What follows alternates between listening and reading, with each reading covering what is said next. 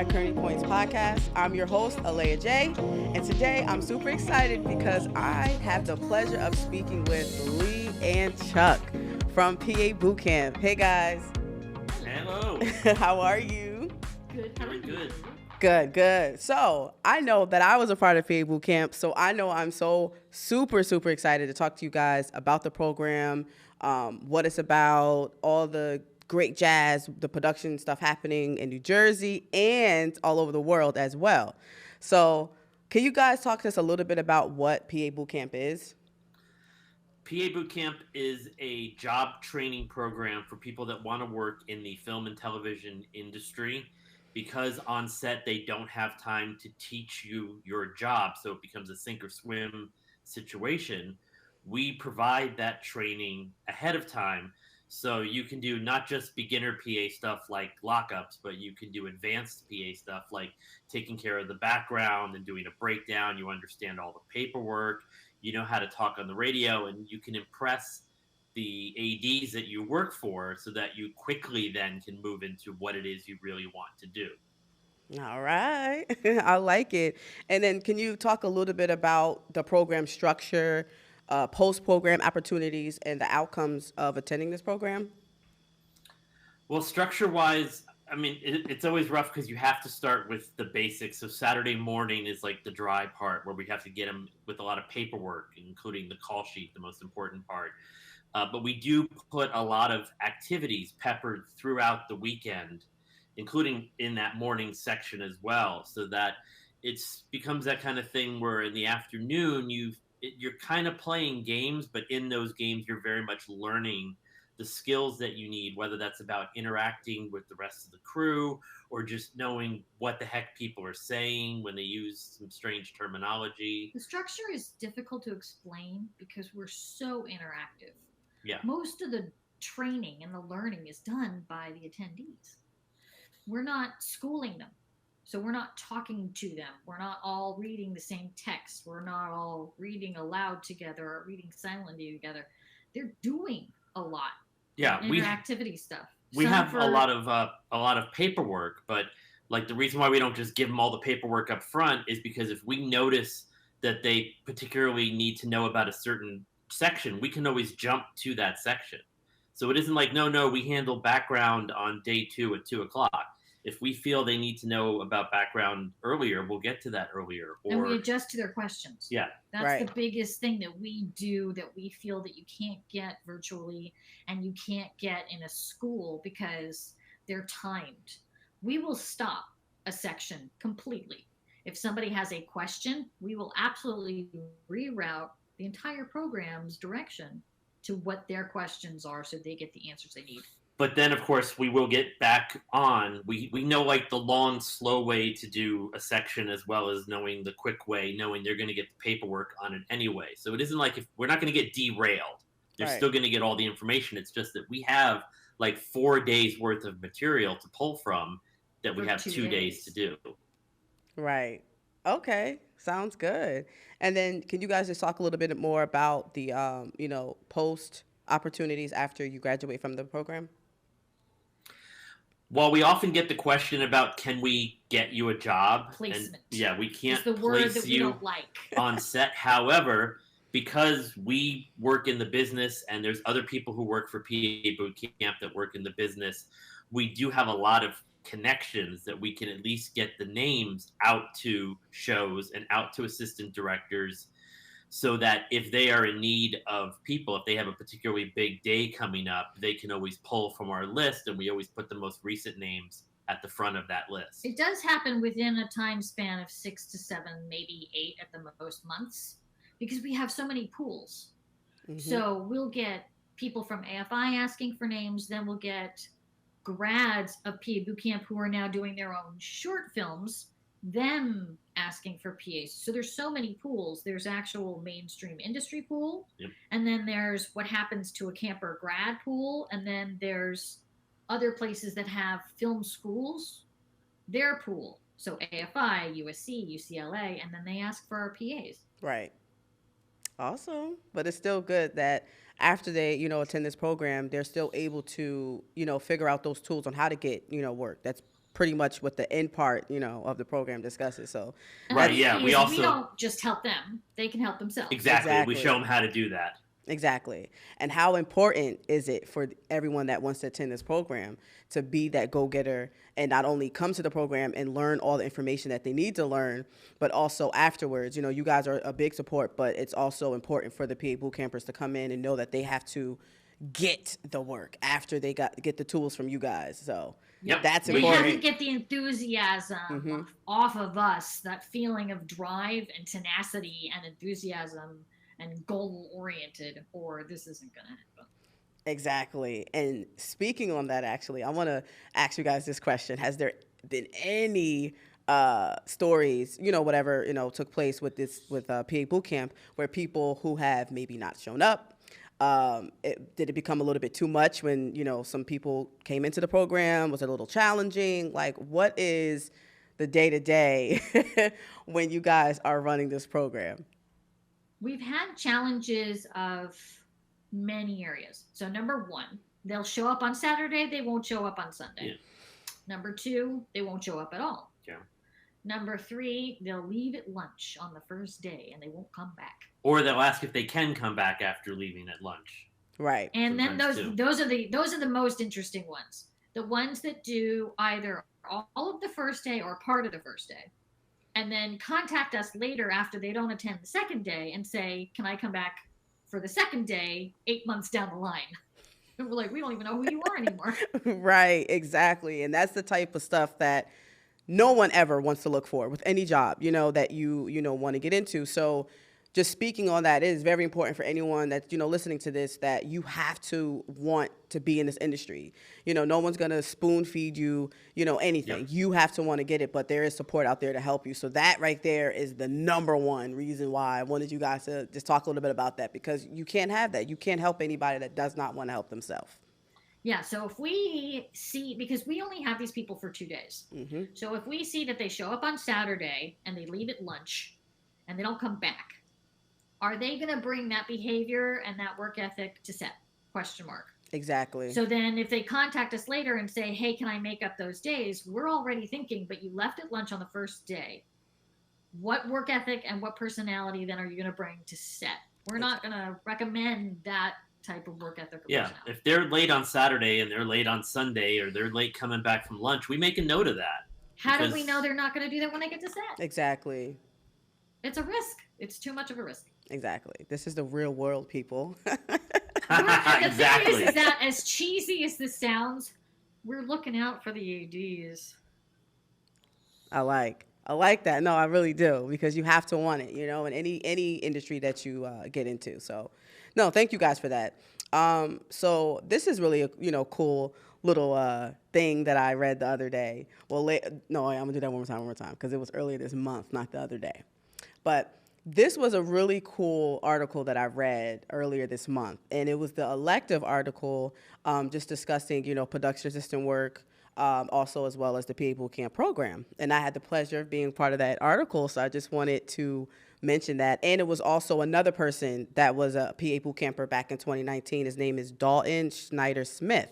He was featured in the article as well. Yeah.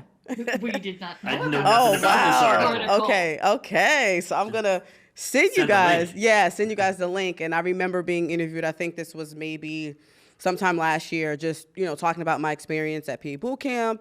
And then the other guy, Dalton, he also spoke about his experience at PA Bootcamp and just going into what. Was it good? Yeah, it was really good. No, yes, then you can share it. You go right ahead and share now. Okay. No, I definitely will show you guys. But it was really cool. I know you guys get featured in, a lot of different articles that I've read in New Jersey, because a lot of times, people need, to know the PAs in Jersey when Jersey is filming.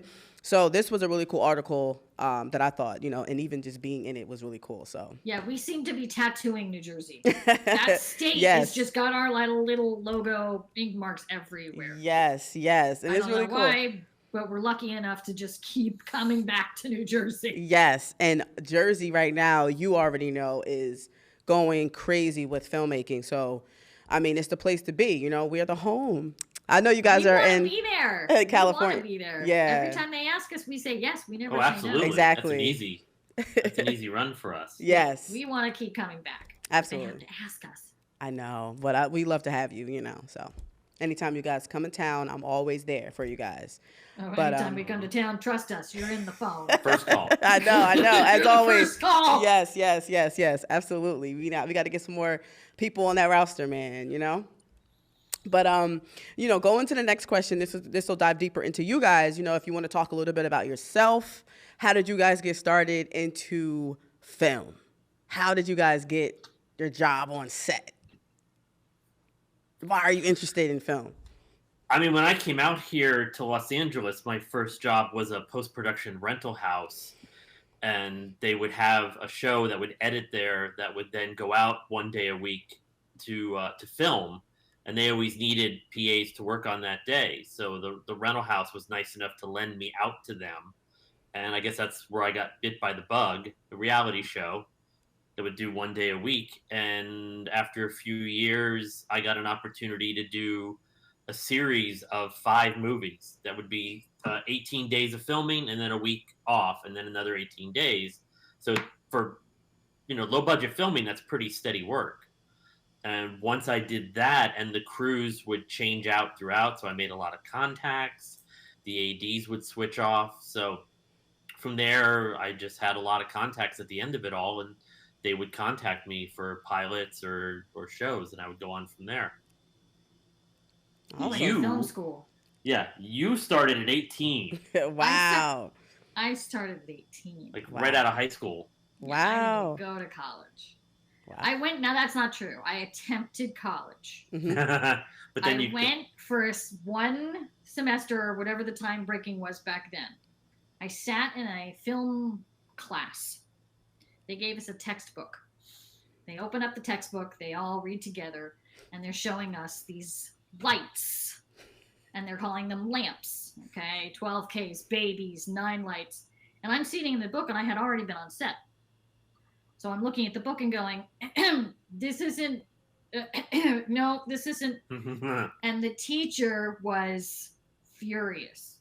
So I left and just went to production. Wow. Well, there you go. I just went back to set. I was like, yeah. There was so much inaccuracy that I thought to myself, this isn't going to help me. I got to go back to work.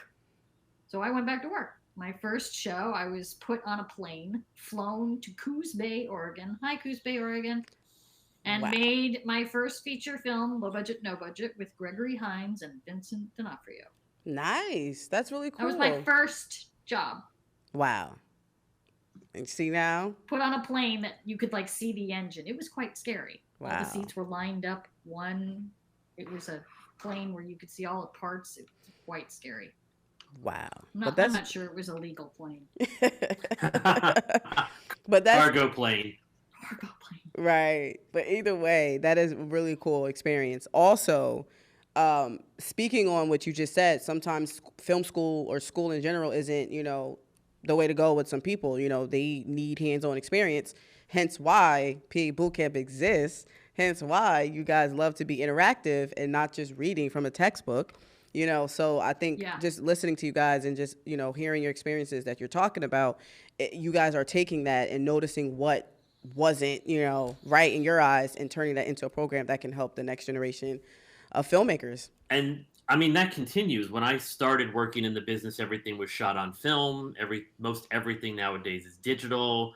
We worked pre-COVID, we've worked during COVID, and now we're watching how the different shows have their post-COVID or end of COVID policies, and every show's different in that regard. Film school is good for some who learn by film school, right? But if you want to understand what you're doing while learning and understand learning while you're doing, that's more us. We're going to make a short film and hope that everybody who's making the short film understands what's going on. Right. That's not us. We're too much in tune with the people that are sitting in the room. I love it. Everybody gets individualized attention whether they want it or not. I know. In film school, it's 30 people in a room, and whoever is absorbing absorbs, and whoever isn't. We don't let that happen. Right. And you guys are basically a traveling school. You go everywhere. Bring those supplies. Bring everything with you. We ship ridiculously large size Pelican cases wherever we go and Yeah. make the TSA of airlines very angry. I bet. Yeah, we've learned the maximum allowance of size and weight, and then we pack it full of boot camp. When they open those cases, they're looking at things like, is this stuff legal? They look very explosive. Surveillance mics. Cartellinis. Right. Cartellini clamps. Buzzers with little stand. button buzzers. Yeah. Very suspicious. It's like, It no, all guys, was very suspicious. it's not what you think. You know, I'm teaching a class. This is why I need these items. No, that's really funny. But yeah, and we have many experiences with dealing with those guys too. It's very funny. Yeah, absolutely. I can imagine that. Alrighty. So yeah, thank you guys for all that information so far. I mean, I know this is a generic question, but what would you say has been the most rewarding part of PA Bootcamp? I mean, we always like hearing the stories when there's someone that you trained, and then it's like a year later, I'm working with the person and they're a DGA trainee, or there's the one that we had that the Saturday morning we're like, you're a grip, and by the end of that week after being trained, sure enough, they got picked up by the grip department and they were in the grip union. I'll never forget in it. Record time. Right. Never forget it. No, I'll never forget it. I think mine is a two-part answer because I do like that aspect of it. Mm-hmm. What I like knowing is secretly finding out from ADs that there are PAs that they love. Oh, yeah. Turns out they're mine. That is what I love. I love it. I love that. And she has a rather short-term memory with names, which means if she recognizes the PAs, they probably just took the class within the last 6 months. Right. And there they are into them on set, that's pretty wild. Yeah. Right. It's I love it. It's a very strange feeling. So it's like, it's gratifying, but it's also kind of eerie. Mm-hmm. Because they're actually now, the people who we train are actually now in the world that we know and have known for 30 years. Right. So it's like chilling. And to see your students, you know, in the field, like that is an amazing feeling. You guys did it. Like you guys helped. You were a part of that journey. Shocking. Mm-hmm. Yeah. And again, not just as PAs, but as ADs, grip, electric camera props, you know, moving to their careers just quickly. We have names, not many, at least 20 to 20, 30 maybe, that I know still to this day that I can actually spit out. I know where they are. I know what they're doing. And I know that they've succeeded.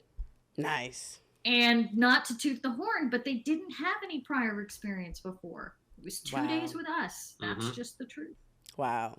And that's actually amazing. That's how you know the passion is there when, you know, you find a space that you can elevate in.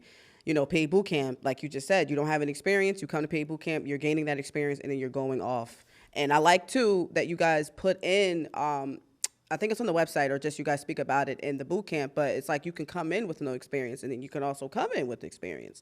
Some people, you know, have been in the industry, then maybe they stop, and then they come back, and you guys are there to help. So just all the way around, it's beautiful. We also get the ones that are doing commercials, video, low budget, no budget, short films, and videos, right? And they're wanting to take that next step into the real world of production, principal photos, scripted series, scripted features. Yeah. Right. Things that air that people have heard of.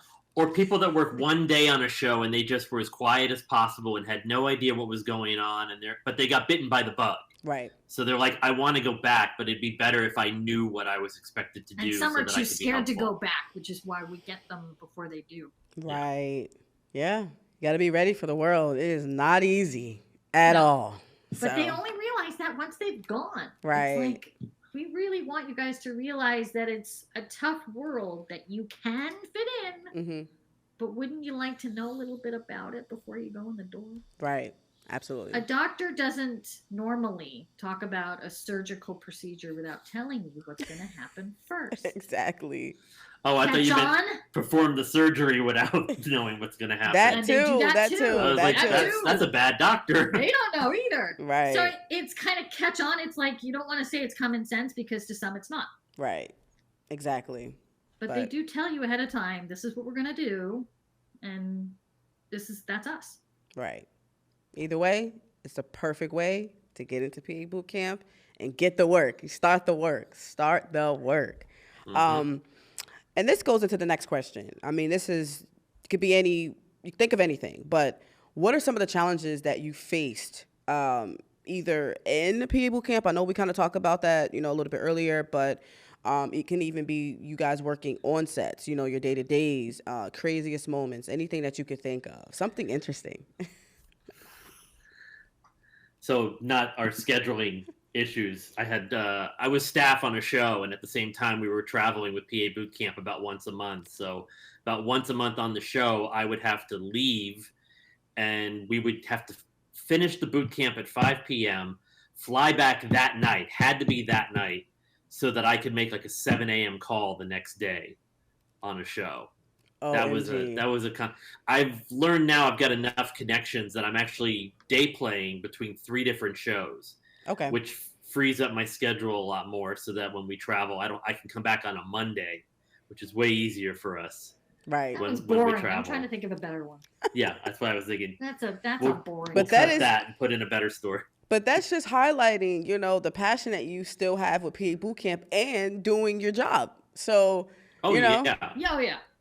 Yeah, I think that's a good story. That's not nearly as engaging as something we can come up with. That's no, I don't like that one. I'll come up with something better. Okay. We can tell you the most chaotic thing that's happened to us on set as set PAs. Okay. That's easy. Well, I was thinking, what about when you had them fill out the cards about why they thought they'd be good on set? Oh, God, Alea. You want me to tell it? Yes. Oh, it happened, which is really terrifying. For a brief time, there would be these cards. Do you remember it. what the question was on the card? Yeah. Why should a show hire you? That's it. And this is in the beginning so that we could use it for training throughout the weekend. So this is when they had no knowledge of anything. And one of the cards we got back said, because I'm cool like that, yo. Okay. That became a focal point for the whole weekend. It's like, this is the wrong What way. do you do with that? Yeah. Because I'm cool like that, yo. Uh-huh. What do you do with that? That's interesting. As an instructor. Right. Now, the reason the cards were handed out was so that we could get a little bit of background from each person without having to take the time of talking. Right. So we'd give them the cards. They would answer the cards. I would go into a corner and read the cards. Then Chuck and the other instructors would start. We'll do the first activity. And then I'd come back with the cards, and we would all each take our turns with reading of the cards. So it didn't stop the structure of doing the training. Red Sharpie, big letters. Why should a show hire you? Because I'm cool like that, yo. What do you do with that guy that's sitting in the room? Right. That's not Where a do good. you go? Yeah. That's just you're just that's nothing that you put in at that moment. That comes way later down the line. Which kind of answers your question, because you said, like, what's a struggle? And it's like, how do you not address that throughout the weekend, knowing somebody in the room started with that mentality? Right. And then, of course, there'd be times where people would ask certain kind of questions, which would show, well, how do you do this? How do you do that?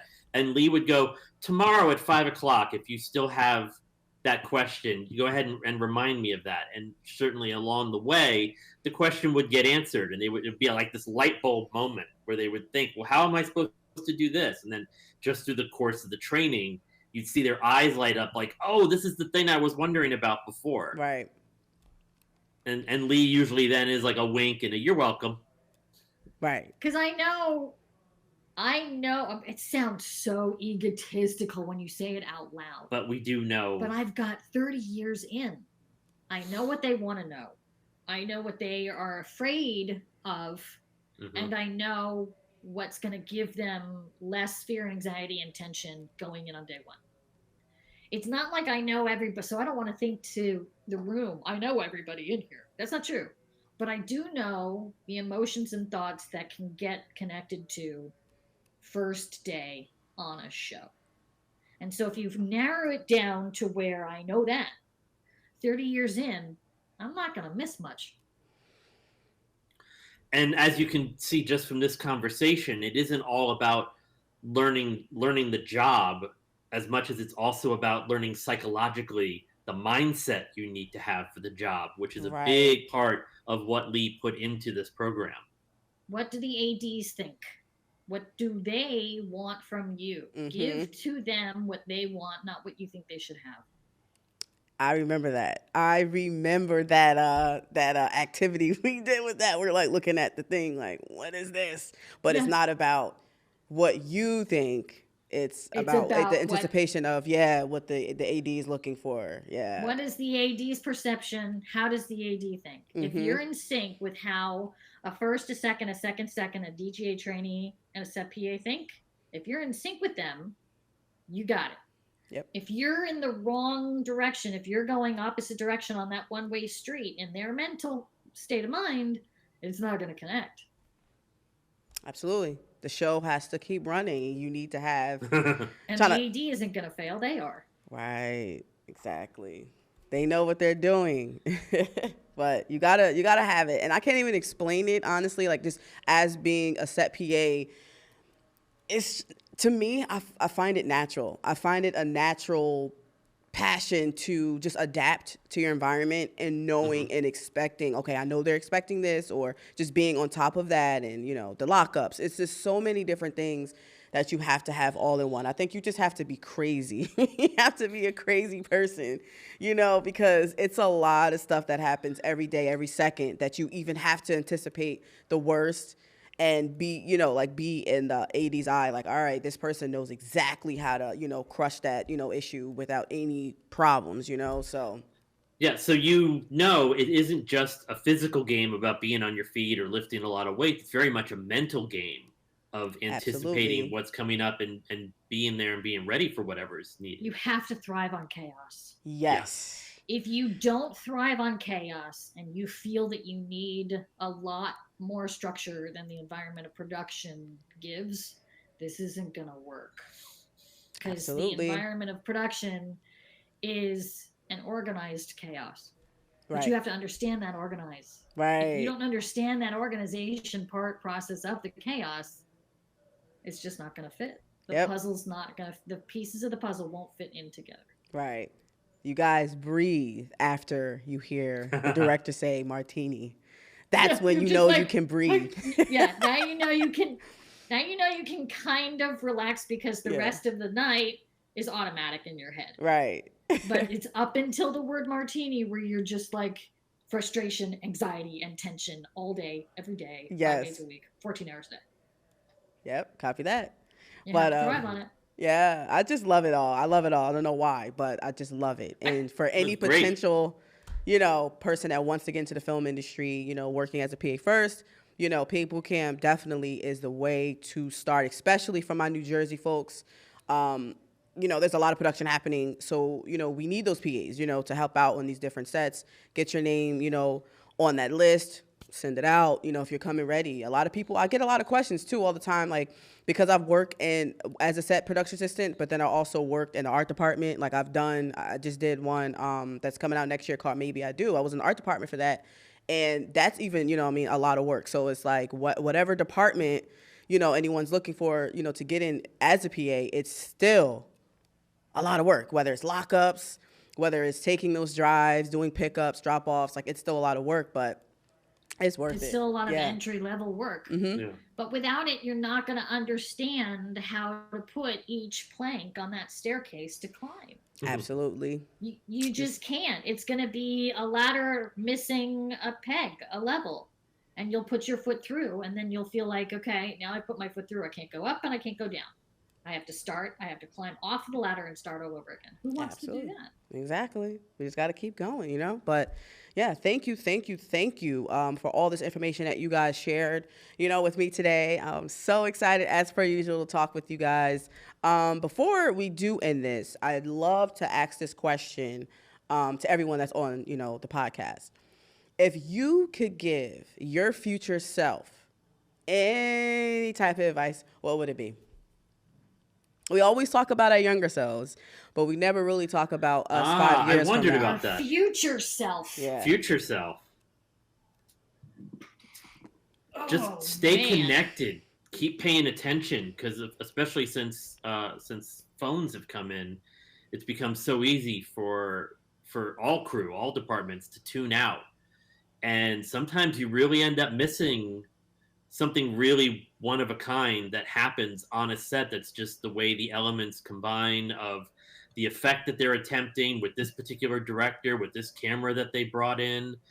And, you can be on your phone anytime. But seriously, sometimes just like, I don't have any interest in camera, and I'll go on a show and see a crane that pulls up this establishing shot. But the way that it's done with this crane, it's like, wow, I've never seen that before. And it's like, I feel like anybody who works in the business has an idea that they would hope to write, produce, direct at some point one day. Right. So pay attention, because you're getting to see all these kind of ideas going around all day that you're on set. Don't disconnect and just be on your phone all day. I love think it. My future self would be the same thing, because when you get into a position where you feel as an individual that everything's automatic pilot, you're wrong. You're wrong. And that's exactly what it is, because you're thinking to yourself, I've got 30 years in, and every show that I go to, no matter what position it is, I think the same thing. Automatic pilot, you just go in and do what you've known to do for 30 years. That's not always true. Every show is different. Every crew member is different. Every personality and behavior is different. Every work ethic is different. Every show is structured in a similar way, but not the exact same way. So I would say, open your eyes, open your ears, pay attention. Yeah. Pay attention more to what's going on around you. When you hear that there's going to be a change in the schedule, try to be a detective and not ask people why, but try to figure out, why would we be going to this scene before that scene? For yourself. Yeah, or we're really far behind, and so all of a sudden you start seeing that we're going to do more simple setups and less shots. So notice that, because when it's your turn, either as an AD or as a director, and you're falling behind on your day and you need to figure out how to get everything, you can draw from the stuff that you learned on set as a PA or any crew, and this will come into play when it's your turn at bat. Do more thinking. Do more watching, do more listening than talking. That's what I would say. I would say use your brain, your eyes, your ears more than you use your mouth. I love it. I love that. And you guys pretty much answered that question, but also gave advice to those that may be interested in getting into the film industry. So I definitely agree with that. It's hard to swallow, Everybody has a different idea of what the industry is. Most of it is icons, emojis, the little slate clapper board, or a bullhorn, or an old camera, or I want to be a director, writer, producer, and that's it. Right. There's so much more to it. Yeah, you got to put in that work. It's peeling the onion. That just came to me. You have to get in there. It is so much more, like you just said, than that. And again, having that passion, having that drive to get in the industry, and wanting to work different areas other than the department maybe that you want to be in. It's so great to learn other skills as well. So have an open mind about the departments that you see around you. Don't go in there thinking, this is what I'm going to do, and I'm not going to think any other way. Don't put all your eggs in one basket. It's an old saying. And do the work. I can't even stress how important it is to do the work. The work's not going to do it for you. And I'll just say, we want her to say it. We don't want to say on the boot camp end, probably the phrase you say more than anything else all weekend is study your call sheet. You won't know all throughout the day. You just keep looking back on it, and you'll find more information, and you'll find more answers, and you'll be able to figure a lot of things out just by continuing to study that call sheet every day. Sometimes the world works in scrolling and scanning, and a reader thinks that if you just scan and scroll, you can survive.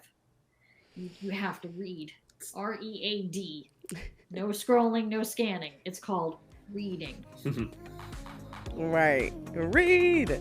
I love it, though. I love it. Thank you for everything that you guys share with us today. I hope anyone that's watching, you're taking away all these good gems for some really, really good people. All right. So that wraps up this podcast for today. I will see you guys at another time. Bye.